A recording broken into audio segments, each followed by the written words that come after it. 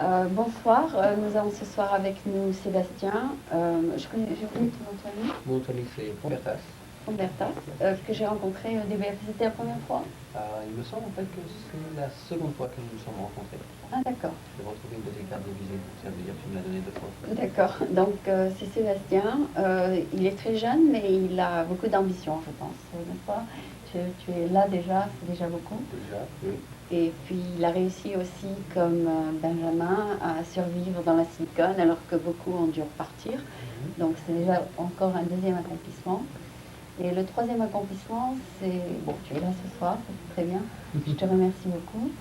Et on va peut-être parler un peu de toi, parce que je ne te connais pas tellement, à part qu'il y a écrit sur ta carte Business Development, c'est ça? Mhm. Et peut-être, ça fait aussi très peu de temps que tu es là, n'est-ce pas, un an?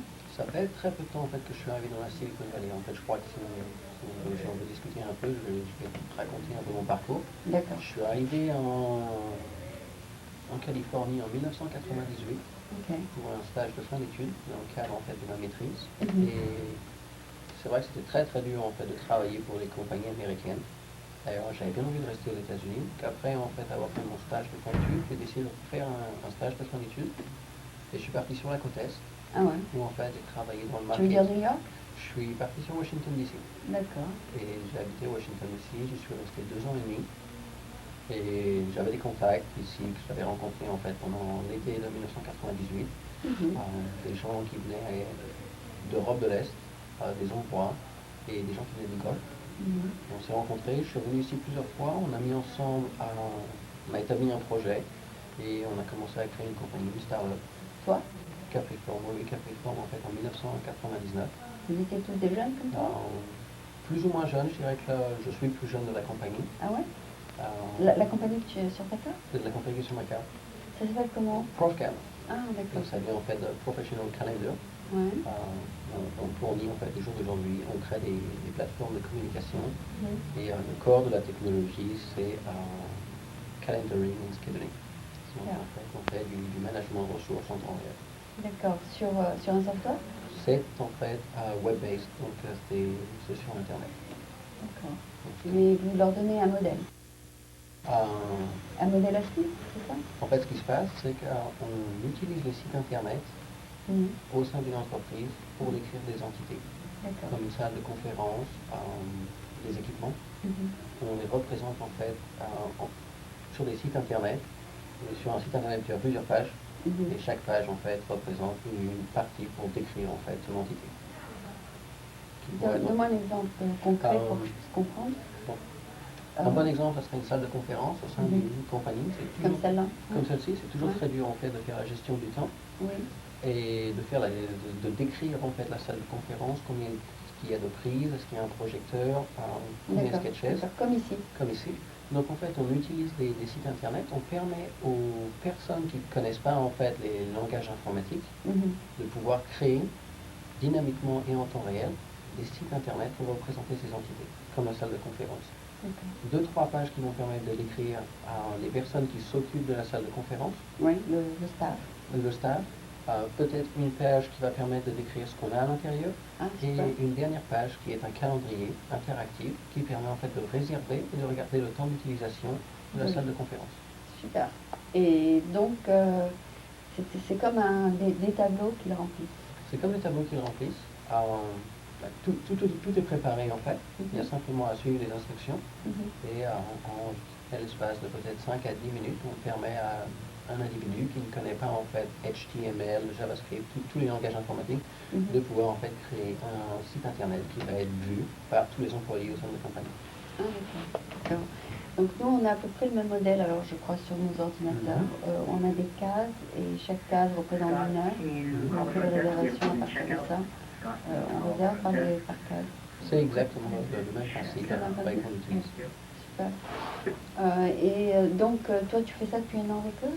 Ça fait donc depuis un an que je suis arrivé ici en fait.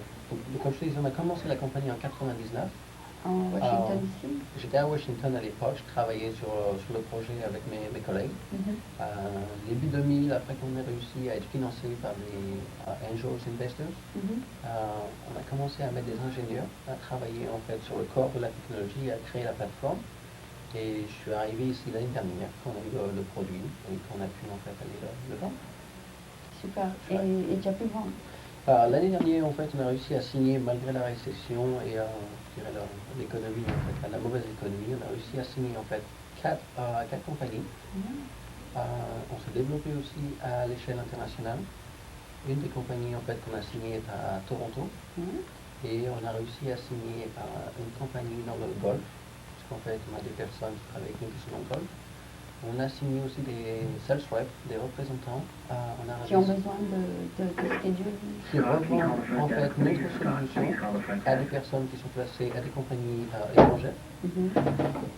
On a donc trois personnes placées à l'étranger qui travaillent pour nous. On a une en Arabie Saoudite, on a une personne qui travaille à Qatar et qui couvre aussi le Koweït, et on a aussi une troisième personne qui est en Malaisie. Donc, tu fais du truc international alors? Donc on fait aussi international. Tu parles français, anglais, donc ça aide dans tous les sens. Ça aide dans les deux sens. Surtout pour travailler avec la compagnie qui est... L'Afrique, c'est le français. Le français.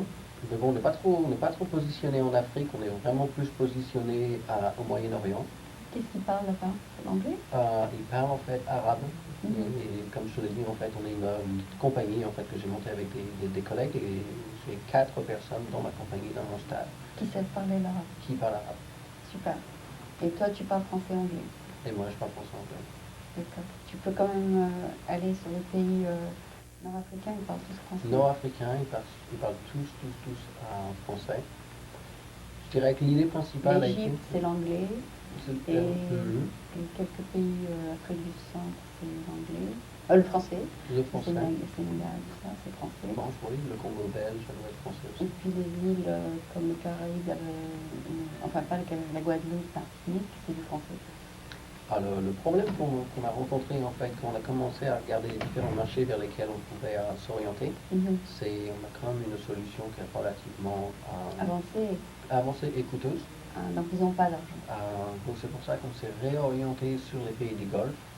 Qui ont un peu plus d'argent. Comme le Koweït et l'Arabie Saoudite, qui ont quand même des sommes d'argent à investir, surtout les compagnies pétrolières, qui ont beaucoup d'argent et qui peuvent se permettre en fait, d'investir dans une plateforme de communication. Et tu fais des appels là-bas? On fait des appels là-bas. Donc en fait, on a été sur place, on a passé, je dirais, presque 2 mois en 2001 sur place, à démarcher en fait les grosses entreprises locales. Et on a réussi à s'implanter depuis le début du mois en fait. C'est bien, c'est bien. Donc tu as pu obtenir quand même tes 2 mois que tu as investis, t'auras mis un ou 2 contrats, c'est ça? On a réussi à signer une première compagnie, et bon, je n'ai pas trop envie d'en discuter avant que ça arrive, mais on peut avoir 2 ou 3 contrats qui vont être signés d'ici le printemps 2002. Super, donc tu es ambitieux, tu aimes amener des business à ta compagnie, et tu es partenaire? Et je suis partenaire. D'accord, tu as des actions là-dessus? J'ai des actions, donc c'est vrai que... Tu es encore plus motivé que si tu étais juste employé? Beaucoup plus motivé que si j'étais un simple employé, c'est sûr, et c'est vrai que avec les actions, ça devient aussi ta compagnie, et c'est du travail pour toi. Toute la différence. D'accord, donc tu penses que ça va bien marcher? J'espère honnêtement que ça va bien se passer. Et surtout que maintenant que l'économie va remonter, ça devrait aller encore mieux. Je ne dirais pas, je dirais que ça risque d'être encore très très très dur dans les 6 à 12 mois à venir. Ah bon? Avant que les gens aient envie d'investir à nouveau, c'est ça? Je pense que les gens ont besoin d'être rassurés avant d'investir. L'investisseur principal dans ta compagnie, c'est qui? En fait, ce sont des angel investors. Ce sont des gens en fait qui ne sont pas dans la compagnie? Qui ne sont pas dans la compagnie, non. Ce sont des gens en fait, la plupart des investisseurs sont locaux. Ce sont des gens qui se sont enrichis entre les 5 et 10 dernières années. D'accord. Grâce en fait à l'effet de la Silicon Valley. Et on leur a présenté un projet qui leur a plu, ambitieux, et ils ont été prêts à le suivre. Ah bon, super, c'est très très bien. Donc d'après ce que je comprends, ils devraient être contents parce que ça a l'air de continuer. Le test d'une compagnie, c'est 1 an, c'est 2 ans, c'est 3 ans, c'est quoi? Pour voir si une compagnie va réussir ou pas. C'est combien d'années? Ah, je dirais que nous, on est quand même une compagnie qui a Vous durez investi. depuis 1 an et demi, c'est ça? Depuis 1 an et demi, on a investi dans la technologie. Il a fallu créer la technologie. Donc Oui. ça veut dire qu'il y a quand même une période d'investissement au niveau de technologie qui prend entre 1 an et 1 an et demi. Et avant maintenant d'avoir que le vous produit. commencez à vendre, Et maintenant qu'on a. que vous l'avez, Voilà, je dirais que ça prend encore 1 an et demi, 2 ans. donc d'ici 2 ans, tu sauras si tu as bien tes racines de... D'ici 2 ans, on devrait être fixé, je pense, à la fin de l'année 2002 définitivement. Ok. Et à ce moment-là, donc, tu seras donc un des fondateurs et si la compagnie se Mhm. développe, tu seras une des personnes principales, c'est Les ça? personnes principales, et je serai donc amené à travailler, je dirais peut-être encore un peu plus qu'aujourd'hui. D'accord, d'accord. Et c'est le plan de la compagnie, n'est-ce pas? C'est aussi non seulement de développer les business en dehors, mais aussi de développer comme compagnie à l'intérieur. Exactement. Je dirais qu'aujourd'hui, si tu veux vraiment pouvoir t'assurer une place sur le marché, il faut arriver à aller sur différents marchés tout en restant concentré. Mhm. On l'a vu avec la crise, des personnes qui étaient trop concentrées en fait ont perdu des parts de marché beaucoup trop vite Mhm. et ont eu il aura fallu beaucoup de temps en fait pour réagir, pour aller sur d'autres marchés. C'est pour ça qu'on a essayé de s'ouvrir en fait sur le golf. Mhm. Le golf est touché par la crise aussi, mais bon, il y a quand même beaucoup d'argent du fait que ce sont des pays qui sont pétroliers, Mhm. qui travaillent avec l'OPEC. Donc si on arrive en fait à avoir 2 ou 3 marchés qui sont en fait porteurs, Mhm. même si on a un effet de crise qui détruit un de nos marchés, on arrive quand même à avoir des rentrées d'argent qui nous permettent en fait de persister, de rester en vie. Oui, d'accord. Non, mais c'est une bonne stratégie. Il faut aller où l'argent est, c'est ça? Mhm. C'est ta stratégie? C'est notre stratégie. Bon, on a essayé de s'implanter aussi sur le marché européen. Ouais. On a passé un peu de temps, mais c'est quand même très très dur. On s'est rendu compte que c'est un marché qui est différent. Je crois qu'on a un produit qui n'est pas encore assez mature Mhm. pour les Européens. Les Européens sont très sophistiqués. Ah. C'est C'est une façon différente de faire du business. une façon différente de faire du business et c'est une façon différente de travailler. Et je pense que le fait dont nous présentons l'information au sein du software Mhm. ne parvient pas à rejoindre en fait les Européens au jour d'aujourd'hui. Ouais. Donc ta stratégie, c'est de proposer ton produit à quelqu'un qui peut le payer. Qui peut le payer et qui peut facilement l'utiliser. Ça serait rentrer dans les détails. Tu dois prendre les deux, c'est ça? Tu dois prendre quelqu'un d'abord qui a besoin de toi Mhm. et quelqu'un deuxièmement, peut payer ton service. Exactement. D'accord. D'accord. Est-ce que c'est une bonne stratégie pour une compagnie qui se développe d'engager autant de vendeurs que possible, étant donné que les vendeurs sont ceux qui ramènent le plus de chiffre d'affaires à une compagnie? C'est une question en fait à laquelle j'ai vraiment envie de répondre. J'ai eu l'occasion de travailler avec d'autres compagnies, je les ai vus avoir des parts de marché Mhm. et ne pas investir en fait dans la vente. Ouais. Et ils ont perdu. Et je les ai vus en fait progressivement perdre leur part de marché face à des compétiteurs qui étaient Meilleur vendeur. meilleurs vendeurs et qui étaient beaucoup plus ambitieux. Et je dirais que c'est une erreur pour moi, pour une compagnie, de ne pas investir dans sa force de vente. Oui, exactement, parce que tu peux avoir les meilleurs ingénieurs, le meilleur produit, et puis si c'est pas vendu, à quoi ça sert? Exactement. Pour répondre à ta question, je prendrai un exemple qui est très très simple. J'ai souvent essayé de comparer en fait Cisco, qui est devenue une très très grande compagnie, avec sa concurrence. J'ai regardé, on peut prendre Nortel Networks, Mhm. Cisco. Mhm. Je crois que si on regarde les produits au jour d'aujourd'hui, ils sont tout à fait comparables. Mhm. Mais Cisco a quand même beaucoup plus de parts de marché que Nortel. Je dirais que la force de Cisco, ça a été son service et son service après-vente et qui ses fait ventes. partie de sa stratégie marketing. Donc une fois encore, c'est un bon exemple. Le marketing et la vente ont pris le dessus en fait sur l'aspect technique. Mhm. Mhm. Donc toi, tu as le bon produit, c'est déjà un premier pas. Maintenant, il faut vraiment une bonne force de vente, c'est ça? Pour une bonne force de vente Est-ce que c'est du difficile à marketing. trouver des bons Français qui savent bien vendre? Des bons Français qui savent bien vendre. Ou bien des Français, ou bien des Franco-Américains, ça n'a pas besoin d'être des Français. Mais de trouver des bons vendeurs, est-ce que c'est difficile? Je crois qu'il y a des bons vendeurs partout. Ouais. Je ne sais pas, je dirais qu'il y a certains Français qui me contrediront. Je suis arrivé de France dans l'esprit qu'être vendeur, c'était quelque chose qu'on avait, qui était inné. Mais c'est Et pas vrai. je me suis rendu compte aux États-Unis que c'était loin d'être vrai. Être un vendeur, ça s'apprend. Oui, ça se pratique. Ça s'apprend, ça se pratique, il y a des méthodes de vente. Et il faut toujours se remettre en cause. Parce que tous les chefs d'entreprise ont déjà été vendeurs eux-mêmes, donc ils savent quelle technique tu vas utiliser, étant donné qu'eux-mêmes étaient des vendeurs. Exactement. Donc si tu utilises même des techniques très, très obvious, ils vont dire celui-là, je connais cette technique, il va essayer de me vendre. Donc il faut toujours apprendre des nouvelles techniques, ou bien il faut toujours être unique et être soi-même, quoi. Il faut vendre sans utiliser des techniques trop utilisées, que tout le monde utilise et que les gens sont tout à fait au courant de ces moyens-là. Pour ça, je suis d'accord, je suis entièrement d'accord avec ce que j'entends.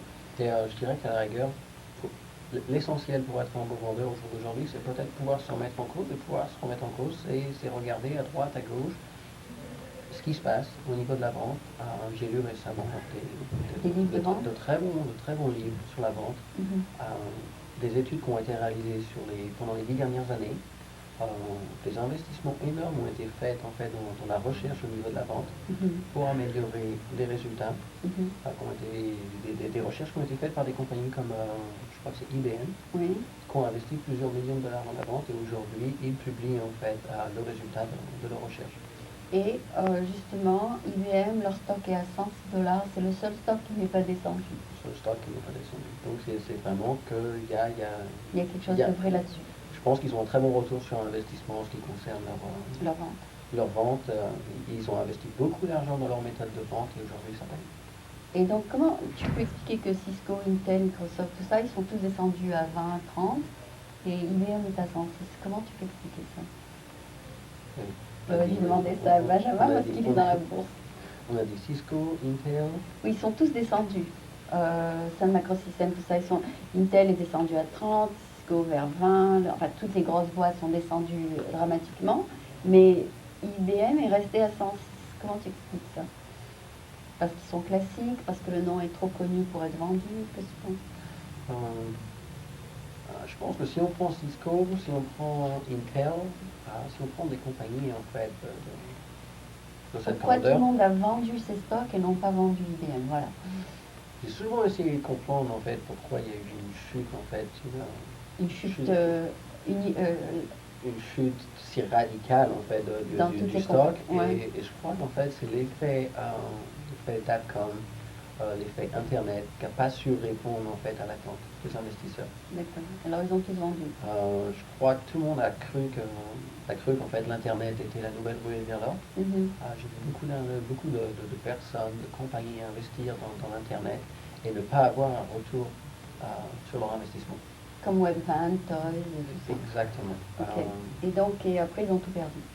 Qui ont tout perdu. Bon, maintenant, je dirais qu'il y a aussi le management, la stratégie qui fait partie aussi de l'échec. Si on prend Exodus, qui était une grosse compagnie en fait, qui vient en fait qui a été banqueroute, qui vient juste d'être racheté par Cable & Wireless. C'est des gens en fait qui se sont concentrés sur les parts de marché et qui ont investi plus d'argent qu'ils n'avaient pour aller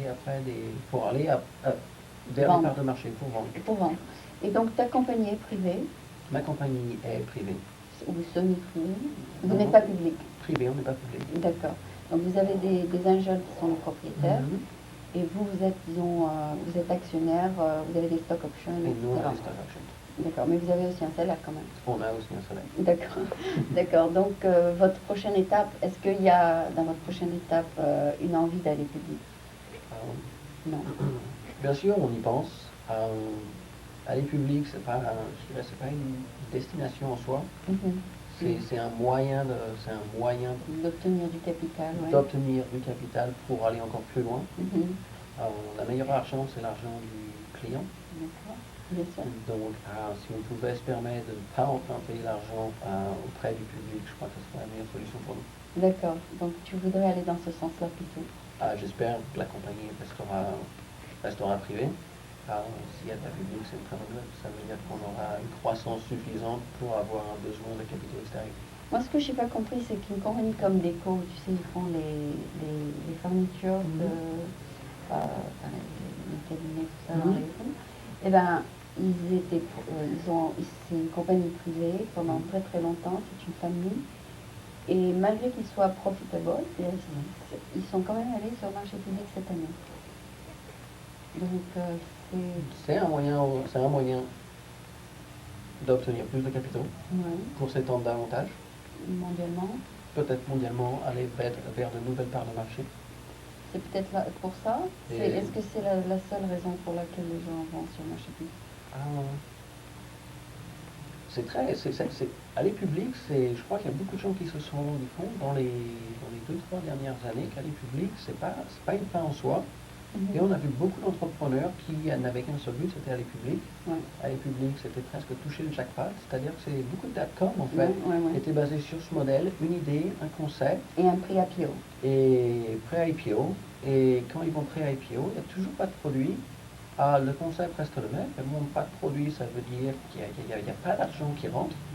Et il y a quand même des gens au passage qui ont les stock options et qui sont repartis de IPO, de pré-IPO, comment ça s'appelle, de dot-coms, qui n'ont jamais marché avec des millions dans les poches. Ouais. Ils se sont payés de l'argent. Ils se sont fait de l'argent overnight, exactement. Et après, quand ça s'est fermé la boîte, ils ont toujours gardé l'argent dans la poche? Ils ont gardé l'argent dans la poche. Ils ont acheté des Mercedes, ils ont acheté ça et ça. Manifestement, beaucoup de personnes dans la vallée se sont enrichies de cette manière-là. D'accord, et après ils ont dit au revoir, on ferme la boîte. Et oui, malheureusement, pas de vente, donc à un moment ou à un autre, il faut fermer. C'est ce que j'ai fait avec une pré-IPO, on leur a donné 3 millions, ils sont allés bien dilapider l'argent à droite et gauche, ils ont fermé les portes et les investisseurs ont dit. Exactement. Donc c'est un modèle aussi pour s'enrichir, mais c'est court terme. Si tu as fermé la porte, après 4 ans, qu'est-ce que tu vas faire? Bon, tu peux toujours vivre sur l'argent que tu as volé des autres, mais quand même, c'est pas un bon modèle. Non, c'est pas un bon modèle. Au jour d'aujourd'hui, une compagnie qui veut aller voir des venture capitalistes, c'est une compagnie qui a été fondée, comme la nôtre, Angels Investors, qui a certainement un bon produit et qui a déjà réussi à le vendre plusieurs fois. Si les livres montrent une rentrée d'argent qui viennent en fait des clients, je pense que c'est comme nous, c'est une entreprise qui est saine et ça vaut peut-être la peine d'investir de l'argent. D'accord. Et ton background, tu es parisien aussi comme Benjamin? Non, je suis de la région angevine. D'accord. Je viens d'Angers. Angers? Angers, qui est pas très loin de Nantes. D'accord. Et donc, en fait, je suis dans la région des vins. D'accord. Et tu n'as pas du tout été formé là-dedans, tu as été formé plutôt dans le high-tech? Non, je t'ai formé, en fait, j'ai fait du commerce international et du marketing. Et c'est vrai, quand je suis arrivé ici en 98, j'ai commencé à me pencher un peu sur le high-tech. Et je me suis fait une formation sur le high-tech pendant les 4 dernières années que j'ai passées aux États-Unis. D'accord. Donc tu sais, quand tu vends ton produit, un petit peu les bases du high-tech. Je connais vraiment les bases, en fait, du high-tech. Et comme en fait notre invité auparavant l'a dit, le meilleur moyen d'être crédible auprès de ses clients, c'est vraiment de connaître la solution donc toi aussi, sous tous les angles. Donc c'est vrai qu'il m'a fallu une formation de produit, il a fallu que je comprenne le produit pour arriver à le vendre. Super, je suis très contente que tu sois venu et j'espère que ça va peut-être t'inspirer à faire à augmenter le nombre de vendeurs que tu as. Et puis j'espère que tu réussiras bien, que tu continueras dans ce sens-là, parce que pour l'instant ça a l'air de marcher, donc continue dans le même sens. Faut espérer que ça devrait bien se passer. D'accord. Peut-être on devrait dire 2 ou 3 mots sur toi. Donc tu vis à San Francisco et SFT, ce genre de vie ici, tu es un peu perdu, il n'y a pas assez d'Européens, comment tu te sens? J'aime San Francisco, il n'y a pas d'ambiguïté. Je suis arrivé ici en 1998 et je crois que j'ai été émerveillé par la beauté en fait de ce qu'on appelle la Bay Area. Ah oui, la beauté, tu veux dire scénique. La beauté scénique, c'est un paradis tous les jours d'être entouré par les montagnes, c'est 300 jours de ciel bleu par an, c'est pas mal, oui. C'est pas mal, je suis resté ici quelques mois, je suis reparti sur la côte Est Et c'est vrai que C'est une belle ville. tous les jours, quand j'étais à Washington ici, j'ai essayé de trouver un moyen de revenir ici. Ah super, d'accord, Ça a c'est été- le soleil qui t'attire. C'est le soleil qui À part m'attire. qu'on a eu un très mauvais hiver cette année, mais à part ça, donc j'espère que ça reviendra le soleil. Non, j'espère que ça va. Mais c'est aussi l'aspect cosmopolite. J'ai jamais été dans une ville aussi cosmopolite. Autant de gens étrangers, c'est ça. Beaucoup de gens qui sont étrangers, surtout en Californie. Je crois que je lisais récemment des statistiques qui disaient qu'il y a entre 10% de la population californienne qui serait née à l'extérieur en fait de l'État de Californie. Voilà, c'est ça. Ouais. Donc on est tous des étrangers et on essaye de s'accorder ensemble et puis on essaye aussi de s'entraider. Et puis tout le monde essaye sait que, enfin on est presque sur, enfin moi je suis là depuis longtemps, mais beaucoup de gens vraiment que je rencontre vraiment ne sont pas d'ici, donc ils sont contents d'être aux États-Unis, là la terre promise, tout ça. Donc je suis bien contente que tu aimes ou que tu aimes l'endroit. Et moi, ce qui me manque le plus, en fait, c'est un peu la culture européenne que je rencontre une fois par mois ici au studio à nouveau et dans mes networking. Donc c'était Sébastien qui est ici dans la V, qui a l'air de bien réussir.